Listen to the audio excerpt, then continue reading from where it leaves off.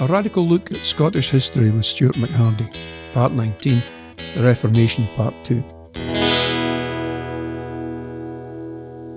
Now, we've seen that Scottish Presbyterianism was different from English Episcopalianism, being considerably more puritanical, but it was also considerably more democratic, and that ministers were, certainly in principle, answerable to the members of the congregations or the elders representing the congregation. However, things were not quite as John Knox had hoped. In August 1560, the Scottish Parliament, that called on a group of 6 Protestant preachers, called John Douglas, John Roe, John Spottiswoode, John Willock, John Windram, and of course John Knox, known as the 6 Johns, to draw up a confession of faith, setting out the terms of the new religion. Within days, the document, since known as the Scots Confession, was laid before the Parliament, its full title being The Confession of Faith Professed and Believed by the Protestants within the Realm of Scotland, published by them in Parliament and by the Estates thereof ratified and approved as wholesome and sound doctrine, grounded upon the infallible truth of God's Word.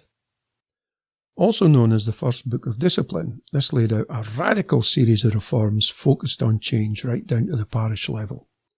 It contained plans for education at both the local and university level and a system of poor relief, all of which were to be paid for by utilising the widespread land holdings of the old or Catholic Church. However, there were others in the country who had their eyes on the property of the old church, and the large landowners, or lairds, saw an opportunity to turn matters to their own advantage, as they have ever done and as they still do. So the sections detailing how the old church lands could be used to create a new system were rejected by an Act of Council in the Parliament. Now, back when I was an undergraduate, I came across a pamphlet written by a Catholic bishop, which had criticised John Knox for having married a 17-year-old lass when he was 54. And I brought this up in a tutorial. My tutor effectively shut down discussion by saying this was simply a piece of Catholic propaganda, which undoubtedly was, but was it true? In 1564, Knox, then 54, did marry a 17-year-old lass called Margaret Stuart. Now, such marriages were not that rare, particularly amongst the so-called or would-be upper classes, and in certain parts of the world such things still do happen. However, what makes this marriage interesting was who Margaret's father was. He was Lord Ochiltree, and in the carve-up of church lands, it appears that he managed to get hold of substantial lands in Ayrshire. A stitch-up? Well, maybe. Now, one of the greatest achievements of Presbyterianism in Scotland was undoubtedly the creation of parish schools, but though this had been called for in the First Book of Discipline, it actually took until 1616 that the foundation of these schools was actually passed in Parliament.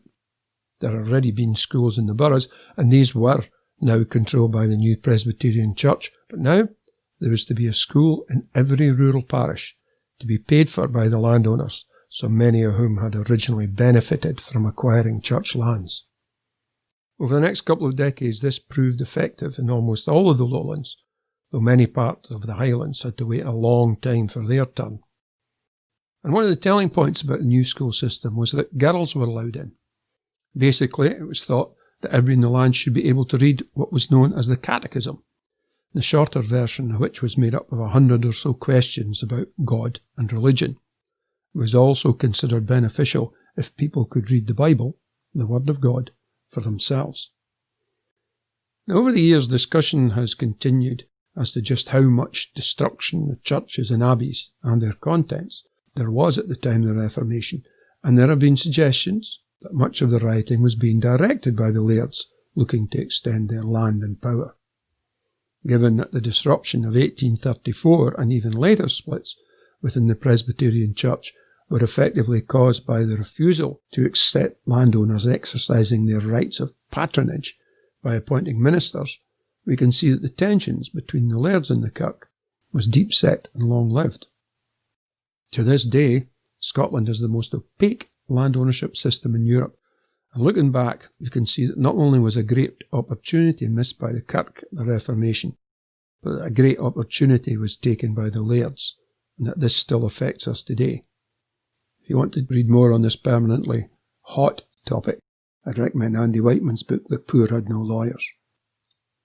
Now, it wasn't until 1572 that the Reformation settlement was finally ratified by the then King James VI, but with the proviso that he could appoint bishops. This was resisted by the Presbyterian Church, and in 1582 they rejected the idea. This question, which came down to the monarch's right to control his subjects' religion, lies at the heart of the struggles that were to dominate much of Scottish and English history for a very long time after this. But it is at this time we can see the beginnings of the Scottish Episcopalian Church, which effectively grew up alongside Presbyterianism by following the lines of what James VI had wanted. Although it has close links with the Church of England, the Scottish Episcopal Church has always been independent, something which became startlingly clear in the later Jacobite struggles in Scotland. In our modern, essentially secular Scotland, it is easy to forget that for much of our history, the kirks were the absolute centre of all communal life, both religious and secular. So control of who preached and what was being preached in the churches was of fundamental importance. There is little doubt that early Scottish Presbyterianism was heavily influenced by Calvinism, a particularly rigid and greatly self-righteous form of Protestantism. This in turn led to a remarkable level of intolerance, with plays, and not poetry, music and the arts in general being frowned upon and discouraged, all such activities being seen by the stauncher Presbyterians, who thought themselves chosen by God, as frivolous and against God. This can be summed up in the wheel-count joke of the minister berating his congregation because he has heard that some of them have had the temerity to make love standing up and saying, "This shocking behaviour must stop. It could lead to dancing." In presbytery records from the late 16th and early 17th centuries, there are repeated local acts passed against traditional activities, such as visiting healing wells and attending the festivities associated with the old feast days, particularly at Beltane and Halloween. Much of this widespread, if not universal type of activity was rooted in practices that long predated Christianity itself, but all too often it was lumped together as simply unacceptable Romish practices.